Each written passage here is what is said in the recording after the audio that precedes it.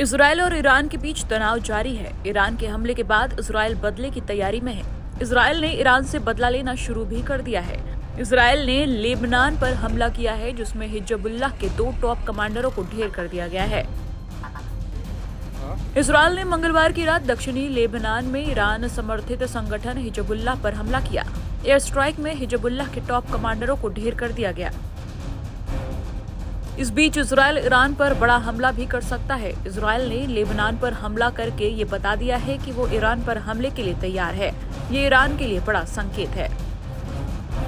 Israel और Iran के बीच बढ़ते तनाव के बीच रूस ने ईरान को फोन घुमाया है।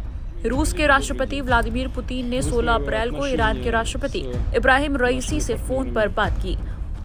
रूस के राष्ट्रपति के आवासीय परिसर क्रेमलिन की ओर से इसकी जानकारी दी गई है। क्रेमलिन ने बताया, एक टेलीफोन बातचीत में ईरानी राष्ट्रपति ने कहा कि इजरायल के खिलाफ ईरान की कार्रवाई मजबूत और सीमित प्रकृति की थी और इस मामले को आगे बढ़ाने में अब उनकी कोई दिलचस्पी नहीं है।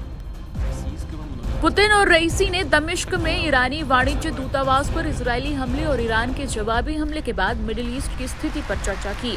रूस के राष्ट्रपति ने उम्मीद जताई कि सभी पक्ष उचित संयम दिखाएंगे और टकराव के नए दौर को रोकेंगे। बताया जा रहा है कि दोनों शीर्ष नेताओं की टेलीफोन पर बातचीत ईरानी की पहल के बाद हुई है। गौरतलब है कि इजरायल ने 1 अप्रैल को सीरिया की राजधानी दमिश्क में ईरान के वाणिज्य दूतावास की इमारत पर कथित तौर पर हमला किया था, जिसके जवाब में ईरान ने बीते 13 अप्रैल को इजरायल पर हमला किया।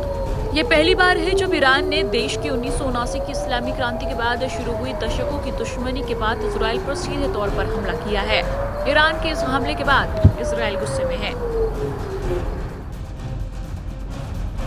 इजरायल ने ईरान को इस हमले का जवाब देने की तैयारी कर ली है। इस बीच इजरायल की वॉर कैबिनेट में ईरान को जवाब देने को लेकर फैसले पर चर्चा की गई है।